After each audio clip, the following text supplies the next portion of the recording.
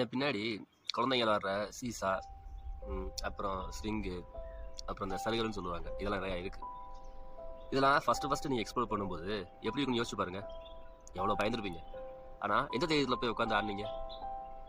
ஏன்னா மற்றவங்க அதை ஆடும்போது எவ்வளோ ஹாப்பினஸாக ஃபீல் பண்ணுறாங்கன்னு நீங்கள் பார்த்துட்டு இருந்தீங்க. ஸோ நம்பி இல்லை தைரியமாக அதுக்குள்ளே இறங்கி உங்களோட ஹாப்பினஸ் நீங்கள் எக்ஸ்ப்ளோர் பண்ணிக்கிட்டீங்க. ஆனால் அந்த வாழ்க்கையிலையும் சரி, உங்கள் கெரியர் லைஃப்லையும் சரி, ஏன் நிறைய விஷயம் பண்ணுறது தயங்குறீங்க? இதை எல்லாருமே எனக்கு கஷ்டமாக இருக்குது, பயமாக இருக்குது அப்படின்னு சொல்லிட்டு இருக்கிற மாதிரி தெரியும். பட் ஒரு தடவை எக்ஸ்ப்ளோர் பண்ணி பாருங்கள். அதில் உள்ள ஹாப்பினஸ் உங்களுக்கு புரிய ஆரம்பிக்கும். ஐயோ இது எனக்கு வரவே வராது, ஐயோ இந்த வேலையை பண்ண பயமாக இருக்குது, ஐயோ நான் தொடவே மாட்டேன் அப்படின்னு ஒரு சில விஷயங்களை ஒதுக்கி வச்சுருப்பீங்க.